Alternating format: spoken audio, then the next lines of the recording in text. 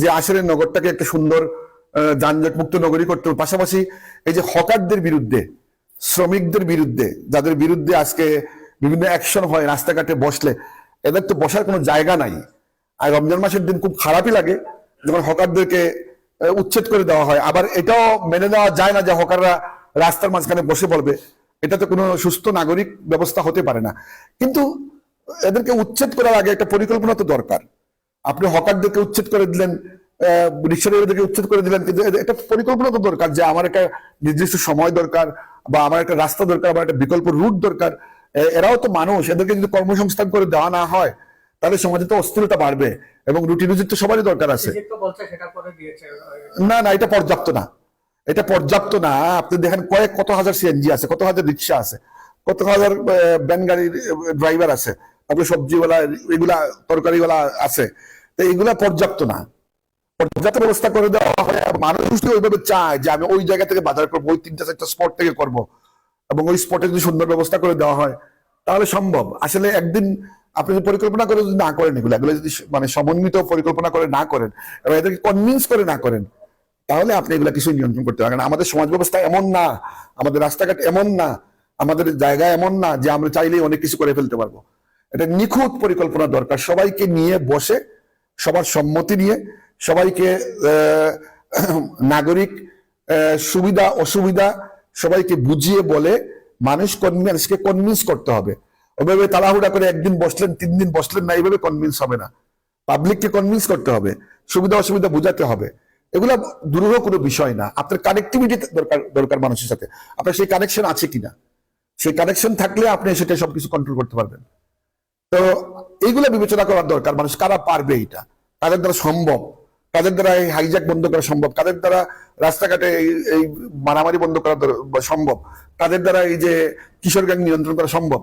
এইসব বিবেচনায় আনতে হবে। এইসব বিবেচনায় না আনলে তাহলে তো আপনি ভোট দিবেন, ভোট দিয়ে যে যাকে নির্বাচন করবেন সে দেখবেন যে কিছুই করতে পারতেছে না। জি জি, প্রায় 2002 সালে 2004 সালে হবে আফমো কামাল এবং আপনার মেয়র 2003 সালে 3 সালে মিস্টেক হয়েছে আমার। সেই জায়গায় আফমো কামাল ছিল ছাতি মার্কা এবং বদরুদ্দিন খামরান ছিল আপনার সাইকেল মার্কা, এবং আপনার ছিল প্রতীক হলো চাকা মার্কা। তো আপনি যদি এই বছর আপনি এই সিটি কর্পোরেশনের মাধ্যমে যদি মেয়র পদে দাঁড়ান, তো সেই চাকা কি আবার ফিরে আসবে? সেটা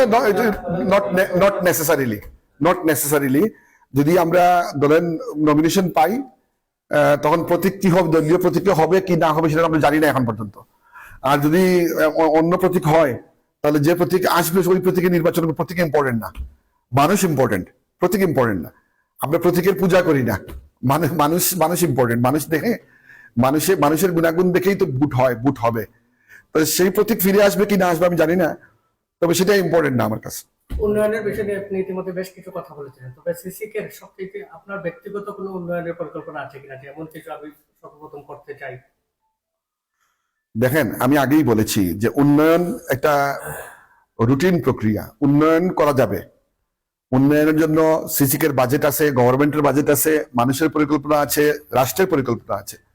সবার আগে যেটা সম্ভব, সবার আগে যেটা করা উচিত আমি মনে করি, নগরবাসী, আপনারা জানেন, আপনারা গণমাধ্যমের কর্মী হিসাবে, নগরবাসী নিরাপত্তাহীনতায় ভুগে। রাতের বেলা হোক, দিনের বেলা হোক, তারপরে হঠাৎ করে বিভিন্ন ইনসিডেন্ট ঘটে যায়। তারপরে দেখেন নগরবাসীর জন্য পর্যাপ্ত অ্যাম্বুলেন্স নাই, পর্যাপ্ত হসপিটাল নাই, ঠিক আছে, চিকিৎসা ব্যবস্থা নাই। আগে আমার মনে হয় নগরবাসীর নিরাপত্তা ব্যবস্থাটা বিধান করা আগে খুবই জরুরি, যে মানুষ যাতে নিরাপদে চলাচল করতে পারবে। আজকে একজন ঘর থেকে বের হয়ে গেলে সে নিরাপদে ঘরে ফিরে আসতে পারবে কিনা এটা কোনো গ্যারান্টি নাই। রাতের বেলা হাইজাক, গলি গলি মুড়ে মুড়ে অনেকগুলো আনরিপোর্টেড। আমি সংবাদ মাধ্যমের একজন লোক হিসেবে আমি বলতে পারি যে 10 to 15% কেস রিপোর্ট হয়, 10 to 15%, 85% মানে ঘটনা রিপোর্ট হয় না, যেগুলো প্রতিদিন ঘটে। এই যে একটা অরাজক অবস্থা, এটা থেকে মানুষের মুক্তি দরকার। আমরা প্রথমেই এই কাজটা করবো। Thank you.